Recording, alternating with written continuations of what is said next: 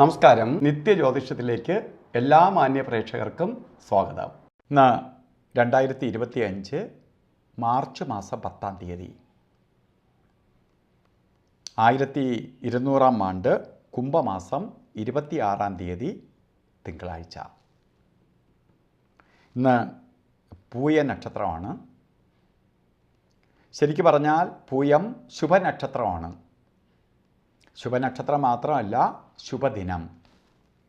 ചന്ദ്രൻ പ്രപഞ്ചത്തിൽ, അതായത് ഭൂമിയുമായി വളരെ ബന്ധമുള്ള അല്ലെങ്കിൽ ഏറ്റവും സ്വാധീനം ചെലുത്തുന്ന രണ്ട് ഗ്രഹങ്ങളാണ് സൂര്യചന്ദ്രന്മാർ.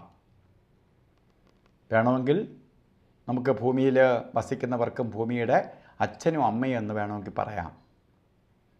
അപ്പോൾ ചന്ദ്രന് വളരെ പ്രാധാന്യമുള്ള ദിവസവും കൂടിയാണ് തിങ്കളാഴ്ച. ചന്ദ്രൻ ഉണർന്നിരിക്കുന്ന ദിവസം, ചന്ദ്രന് അനുവദിച്ചു കൊടുത്തിരിക്കുന്ന ദിവസം. അപ്പോൾ 7 ദിവസം 7 ഗ്രഹങ്ങൾക്കായി അനുവദിച്ചു കൊടുത്തിട്ടുണ്ട്. അതിൽ ചന്ദ്രൻ അനുവദനീയമായ ദിവസമാണ് ഇന്ന്. അതുകൊണ്ട് നമുക്ക് സന്തോഷത്തെ തരിക എന്നത് ചന്ദ്രൻ്റെ ദൗത്യമാണ്. അതിനകത്ത് നക്ഷത്രം കൊള്ളൂല്ലെങ്കിൽ തടസ്സം ചെയ്യും. നക്ഷത്രവും ശുഭ നക്ഷത്രമായതുകൊണ്ട് തടസ്സമൊന്നുമില്ല. ഇന്ന് എന്ത് കാര്യത്തിനും നിങ്ങൾ ഇറങ്ങിക്കൊള്ളണം. ഞാൻ എന്തിനാണ് ഈ രാവിലെ 6 മണി സമയത്ത് നിങ്ങളെ അറിയിക്കുന്നു എന്ന് ചോദിച്ചാൽ, എൻ്റെ ചാനൽ കാണുന്നവരെല്ലാം എന്നെ അറിയാമെന്നുള്ളവരാണ്. കാരണം ശരിക്കും 4 ലക്ഷത്തോളം പേരെ നോക്കിയെങ്കിലും ഏകദേശം 40,000-ൽ കൂടുതൽ സബ്സ്ക്രൈബേഴ്സ് മാത്രമേ ഉള്ളൂ. ബാക്കിയുള്ളവരൊന്നും സബ്സ്ക്രൈബ് ചെയ്തിട്ടില്ല. ചിലപ്പോൾ ചാനലുണ്ടെന്ന് അറിഞ്ഞിട്ടുണ്ടാവില്ല.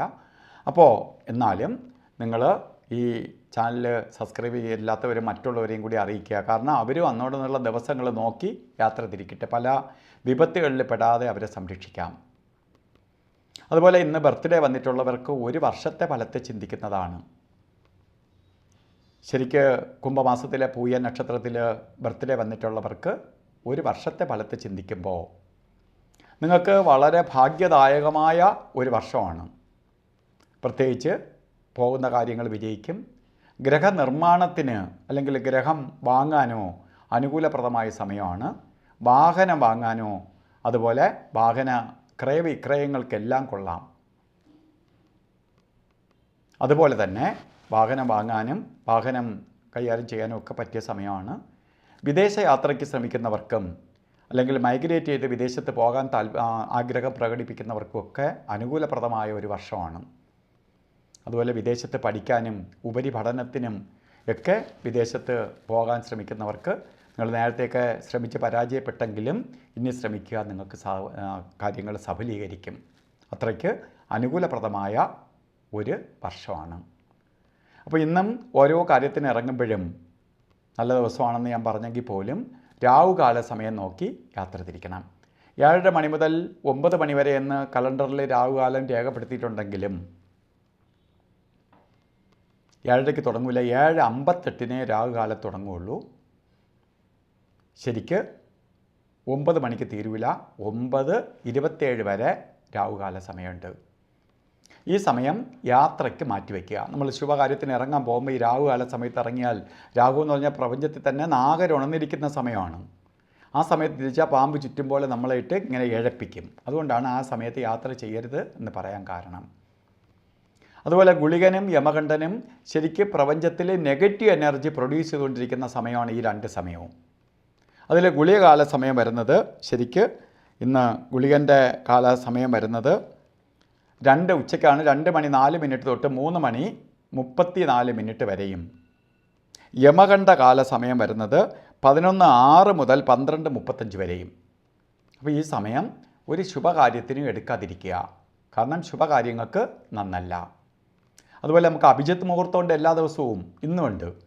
നമ്മൾ മറ്റ് ദിവസങ്ങൾക്കാണ് പ്രാധാന്യം കൊടുക്കുന്നത്. കാരണം നമുക്ക് മറ്റ് മുഹൂർത്ത ദിവസങ്ങളില്ലാത്ത ദിവസം അഭിജിത്ത് മുഹൂർത്തത്തെ എടുത്ത് നമുക്ക് ആ കാര്യങ്ങൾക്ക് വേണ്ടി വിനിയോഗിക്കാം.